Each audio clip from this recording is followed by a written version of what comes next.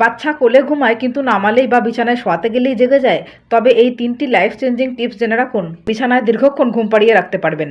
1 নম্বর, বাচ্চা ঘুমিয়ে গেলেই কোল থেকে নামাবেন না, বরং প্রথম 5 থেকে 10 মিনিট অপেক্ষা করুন। অর্থাৎ আগে বাচ্চাকে ডিপ স্লিপ বা গভীর ঘুমে যেতে দিন। এভাবে চেক করতে পারেন বাচ্চা গভীর ঘুমে গেছে কি।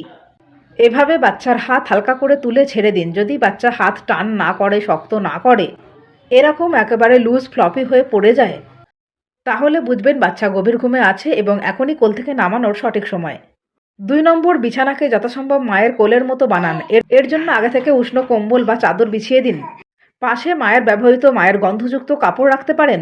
এবং 3 নম্বর, সবচেয়ে ইম্পর্ট্যান্ট টিপস, হঠাৎ বাচ্চাকে কোল থেকে নামিয়ে চিৎ করে শুইয়ে দেবেন না, বরং ধাপে ধাপে নামান। প্রথমে বাচ্চাকে একটু কাত করে তার নিচের অংশটা বা নিতম্ব বিছানায় রাখুন। তারপর ধীরে ধীরে মাথা নামান এবং পাছার উপরে হালকা হাতে থাবা দিতে থাকুন। এইভাবে নামালে সাডেন শিফট হয় না, বাচ্চার জেগে ওঠার চান্স কম। তবে অবশ্যই ঘুম পাড়ানোর পর 5-10 মিনিট ওয়েট করুন, কারণ ডিপ স্লিপে থাকলে বাচ্চা এমনিতেও জায়গা বদল বুঝতে পারে না।